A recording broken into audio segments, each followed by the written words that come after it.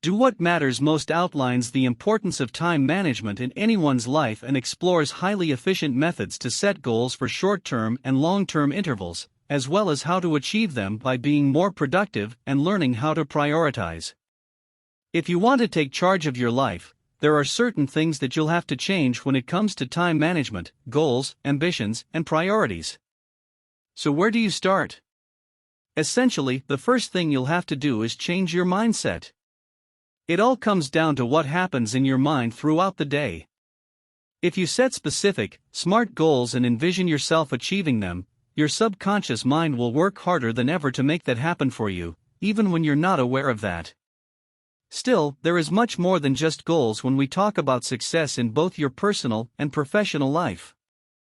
Time management sounds like a cliché, but you'd be surprised to find out how many people fail to properly prioritize their activities.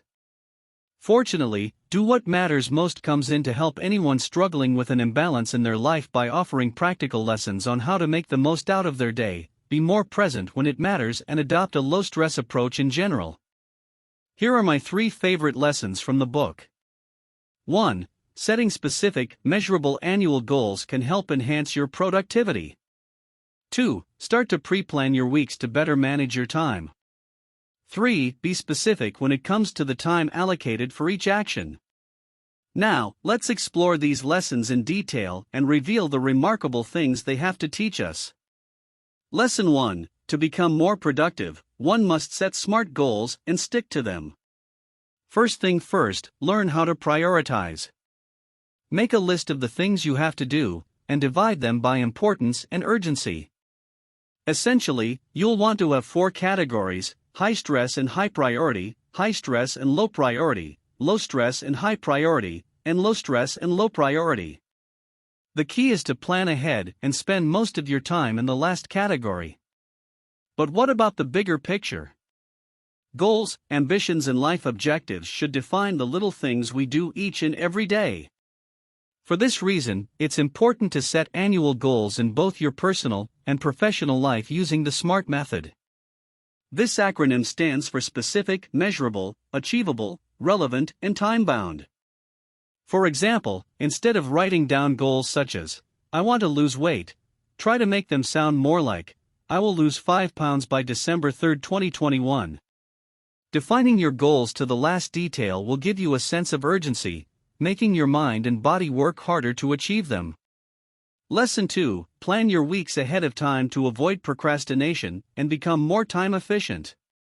If your routine feels chaotic, unstructured, and you often end the day feeling like you could have been more productive, chances are you could benefit from a new approach to your time management and direction in life. Making the most out of your day should be a priority, as the way you spend them will define your future. Start by taking a look at your calendar and freeing 20 to 45 minutes to plan the next week ahead. Be careful to have it done by the end of the week, and not on Monday morning, so as to have sufficient time to do it. Always plan according to your goals and personal ambitions that you've learned how to define in the previous lesson. Turn vague ideas into action. Ask yourself, what is it that you can do next week to get one step closer to your goal? Then, plan accordingly.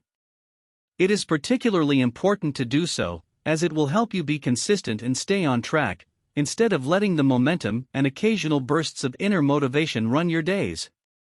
Also, be strict while planning your weeks. Have your plan cover an entire day. Of course, that doesn't mean that you shouldn't leave room for breaks or some unstructured time to regroup yourself, but try to be organized and build a productive routine. Take your sticky notes and phone reminders to the next level by planning ahead.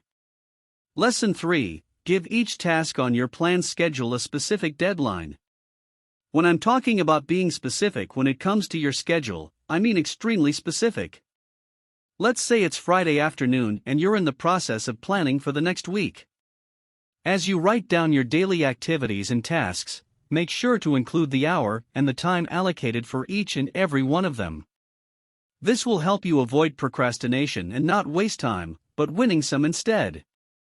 When you don't plan using time frames, you end up overdoing some of your tasks and wasting too much time. This is counterproductive, and it will postpone the achievement of your end goals. The authors learned that by planning ahead, you can increase your productivity levels by 50 to 80%. That's an incredible use of time and a sure way to reach your objectives, isn't it? Now, keep in mind the most important thing still remains: setting your professional and personal goals, as they will lay the foundation for your entire planning process. Thanks for your watching. If this work seems beneficial to you, share it with others and like it. To get all our content, subscribe to the channel and open the notification bell to get notified when a new content is posted.